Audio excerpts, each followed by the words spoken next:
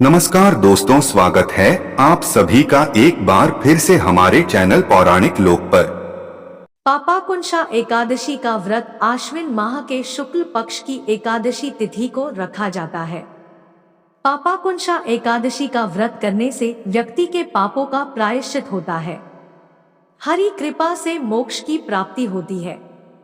जो व्यक्ति पापाकुंशा एकादशी का व्रत विधि पूर्वक करता है, उसे 100 सूर्य यज्ञ और 1000 अश्वमेध यज्ञ करने के समान पुण्य फल प्राप्त होता है।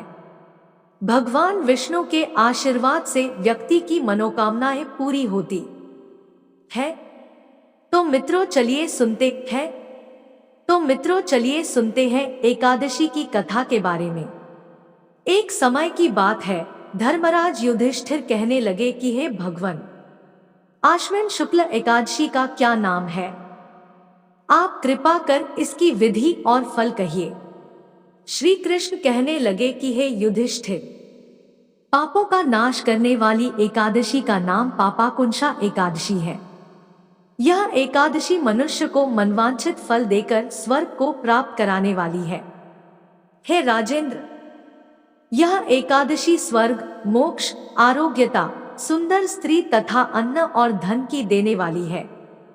एकादशी के व्रत के बराबर गंगा, गया, काशी, कुरुक्षेत्र और पुष्कर भी पुण्यवान नहीं है।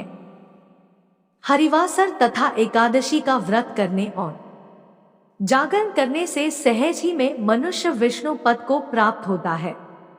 इस व्रत को करने वाले 10 पीढ़ी मातृपक्ष, 10 पीढ़ी पितृपक्ष, 10 पीढ़ी स्त्री पक्ष तथा 10 पीढ़ी मित्र पक्ष का उद्धार कर देते हैं।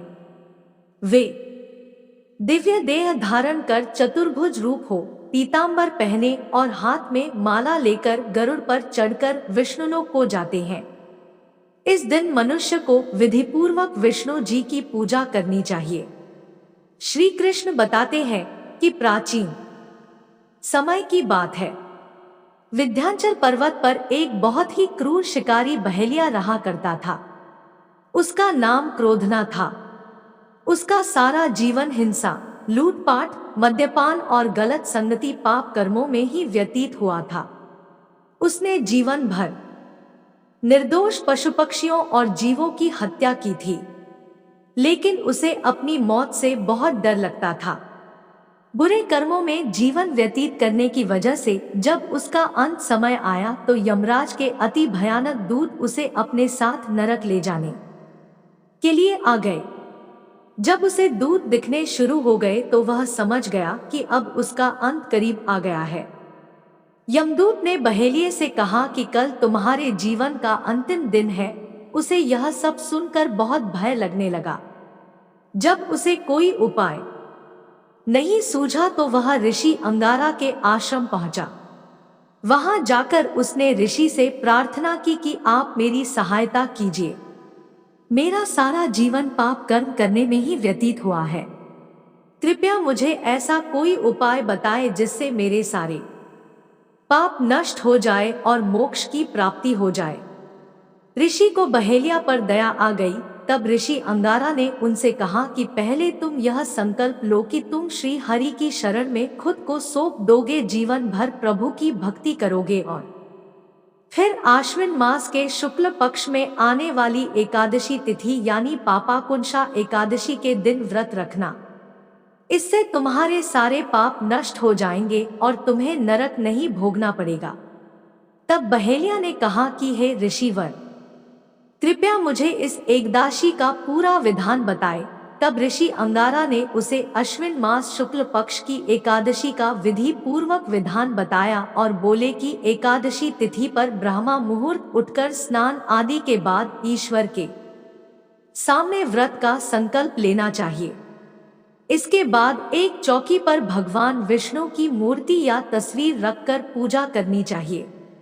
सबसे पहले रोली अक्षत का तिलक लगाना चाहिए और सफेद फूल व तुलसी भगवान को अर्पित करें। इसके बाद घी के दीपक जलाएं और उनका भोग लगाकर आरती उतारें। इसके बाद विष्णु सहस्त्रनाम का पाठ करना चाहिए। इस दिन एक समय फलाहार किया जाता है। एकादशी पर दान पुण्य जरूर करना चाहिए। शाम के समय भी भगवान की आरती उतारें और ध्यान व कीर्तन करें। व्रत के अगले दिन यानी द्वादशी तिथि को ब्राह्मणों को भोजन और अन्न का दान करने के बाद व्रत का पारण करना चाहिए। ऋषि के कहने पर क्रोधना ने इसी विधि से व्रत किया। जब यमराज के यमदूत ने इस व्रत के चमत्कार को देखा तो वो बिना बहेलिये को लिए ही यमलोक लौट गए। इस व्रत के प्रभाव से बहेलिये को यमराज के दूतों से मुक्ति मिली और श्री हरि की शरण प्राप्त हुई। तब से ही पापाकुंशा एकादशी का व्रत किया जाने लगा। जो लोग भी अपने पापों से मुक्ति पाना चाहते हो उन्हें इस दिन व्रत करना चाहिए। एकादशी के दिन प्रभु का स्मरण कीर्तन सभी क्लेशों व पापों का शमन होता है। उसे 100 राजसूय यज्ञ करने के समान फल मिलता है। हे नृपोत्तम, बाल्यावस्था, युवावस्था और वृद्धावस्था में इस व्रत को करने से पापी मनुष्य भी दुर्गति को प्राप्त न होकर सद्गति को प्राप्त होता है। आश्विन मास की शुक्ल पक्ष की इस पापाकुंशा एकादशी का व्रत जो मनुष्य करते हैं वे अंत समय में हरिलोक को प्राप्त होते हैं तथा समस्त पापों से मुक्त हो जाते हैं। सोना, तिल, भूमि, गौ, अन्न, जल, छत्री तथा जूती दान करने से मनुष्य यमराज को नहीं देखता। जो मनुष्य किसी प्रकार के पुण्य कर्म किए बिना जीवन के दिन व्यतीत करता है वह लोहार की भट्टी की तरह सांस लेता हुआ निर्जीव के समान ही है। निर्धन मनुष्यों को भी अपनी शक्ति के अनुसार दान करना चाहिए तथा धनवानों को सरोवर, बाग, मकान आदि बनवाकर दान करना चाहिए। ऐसे मनुष्यों को यम का द्वार नहीं देखना पड़ता तथा संसार में दीर्घायु होकर धनाढ्य, कुलीन और रोगरहित रहते हैं।